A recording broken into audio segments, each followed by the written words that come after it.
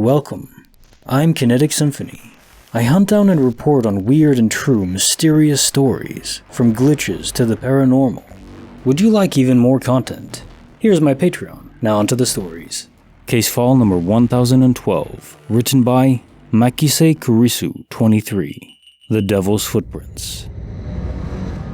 About 15 years ago, I traveled to Spain with my best friend. We were both around 20 at the time, living the carefree young adult life. You know, just two guys having a great time. We were in a warm country, no carefully filled itinerary whatsoever, just living in the moment, doing whatever we felt like. My friend, who originally came from Spain, still had family there, which made the month-long trip very affordable since they offered us free accommodation, a roof over our head, a working bathroom with fresh showers, and 3 meals a day if we liked. They also gave us a spare key, so we could come and go just as we liked. During the day, we often went swimming to keep us as cool as possible, and during the evenings, we often explored the city, went for drinks, or went to a club. On a certain day, somewhat more to the end of the month-long stay there, the father of our host family, my friend's uncle, took us out for a fishing trip.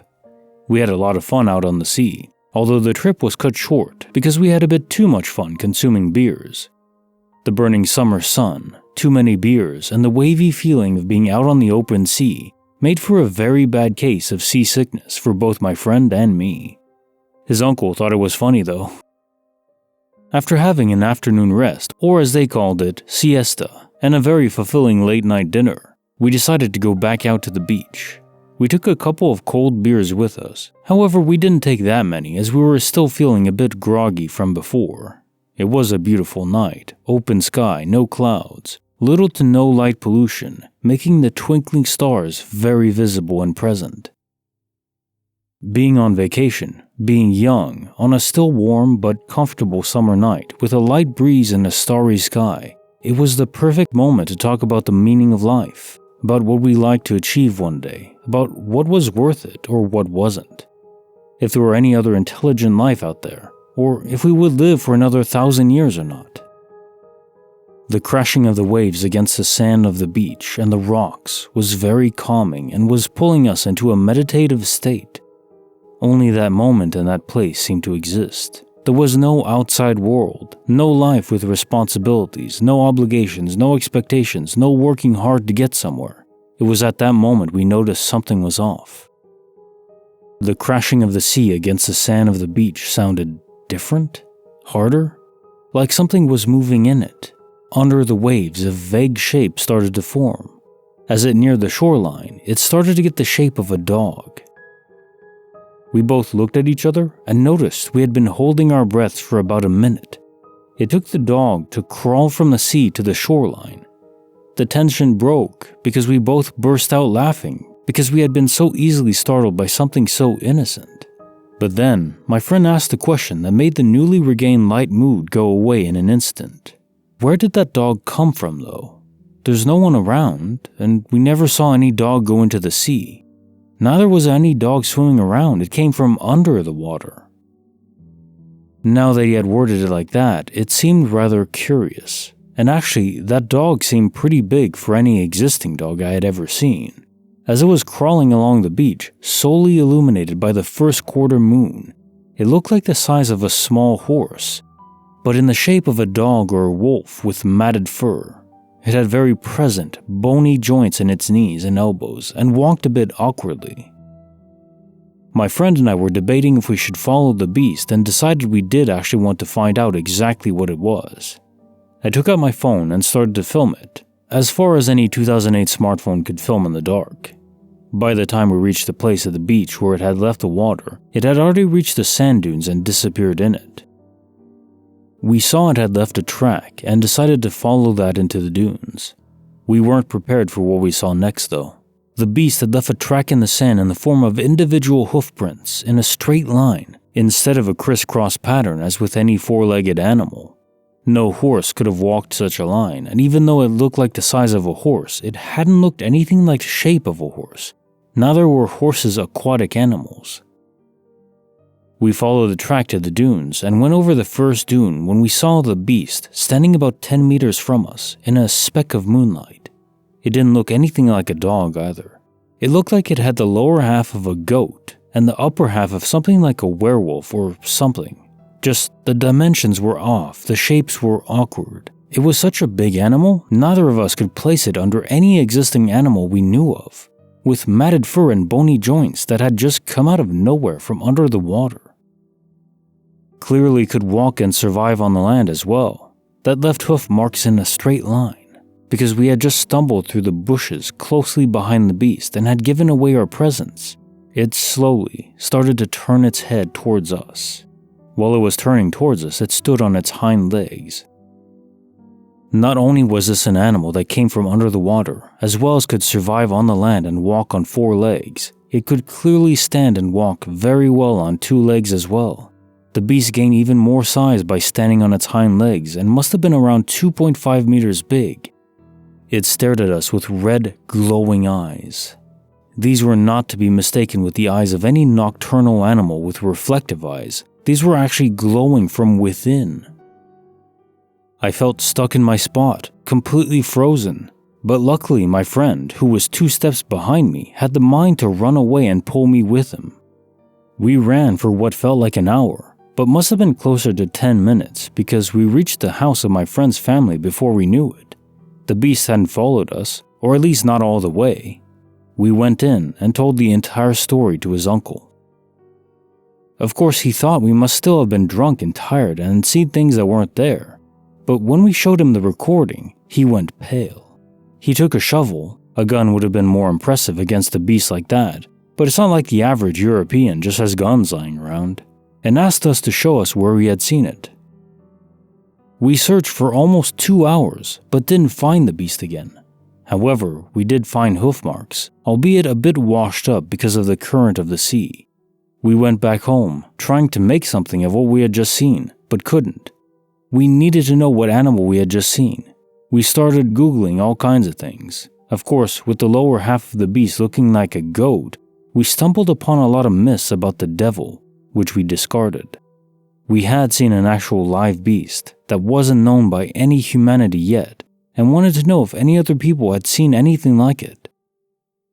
It was only when we Googled hoof marks, 1 straight line, that we stumbled upon the term the devil's footprints. So it was an actual thing, or at least something that had supposedly been seen before according to myths and stories. But they must have some truth to them since they described exactly what we had just seen with our own eyes. The few days we had left in Spain, we spent our nights out with my friend's uncle trying to find the beast again, but to no purpose as we never saw it again. When I came home a few days later, I saved the recording to my hard drive, not sure what to do with it yet. I didn't want to be the crazy guy that had seen the devil, because I still don't believe I did. I just want to know what animal this was, and how come we haven't documented this beast yet. I tried to forget about it, but couldn't, and a year later I decided I wanted to publish the recording in the hope anyone could make any sense of what we had seen that night. The uncle of my friend hadn't seen the beast in all that time, and had asked around in the town if anyone had seen it, which they didn't. I had switched phones by then, but luckily I had the recording saved on my desktop, where I had replayed it at least 1,000 times. I booted up my desktop and something was wrong. I had to restart the desktop a couple times, and after booting up in safe mode, I got the message my hard drive had scratched. I tried whatever was possible to try, but I couldn't recover the recording in any way. 15 years later, I'm still breaking my head over what the beast we encountered could have been. But by now, it's a story my friends believe to be for making conversation. Only that friend and his uncle are still branded by the experience as well. My friend even took it so far as to go live in Spain again, near the beach where it all happened, and still continues to actively look for the beast to this day. Maybe one day he'll find it? This is a shout out to Martino Silva and their brother, who have insomnia and trouble sleeping in general. And apparently, my videos help them to fall asleep, which is just awesome. I do love hearing that. I hope you guys get good rest. Case notes for file 10,012, The Devil's Footprints.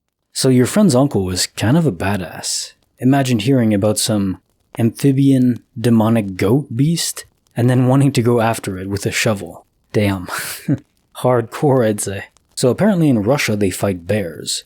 I guess in Spain they fight demon goats? You learn something new every day. Now, of course, was it really a demon? Probably not, or the devil.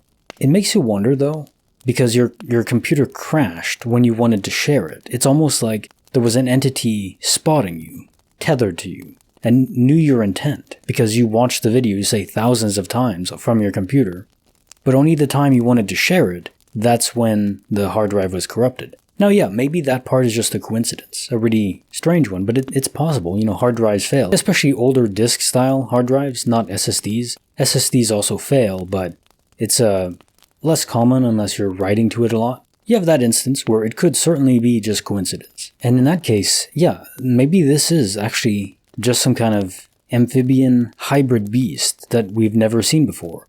The world is unfathomably vast. I think people don't quite appreciate how big it is. Is it possible there's some creature out there that can breathe on land and also underwater, or at least underwater for some amount of time, maybe not permanently, so it came from deeper in the ocean and just came on shore? You have to ask yourself a few questions on that though, because for a species to propagate, it probably needs a fair few of them, and you'd think we would have seen some by now, because if they do frequently come ashore, someone would have seen it by that point. Is it just some beast that we haven't discovered yet? There's certainly a few stories about that. Or is it some entity manifesting itself in physical form? And we know that it is really physical form because the phone captured it. It wasn't just in your mind. That is the most interesting aspect to the story, that it really was physically real, whatever it was. An entity with physical form that had red glowing eyes. Damn. That definitely sounds like it's meant to be perceived as a threat, one way or another. And now time for the quote of the day. He who has a why to live can bear any how. Nietzsche. It's like when you go to the gym. You don't go there just to lift and hold on to weight for no reason. You have a purpose in mind.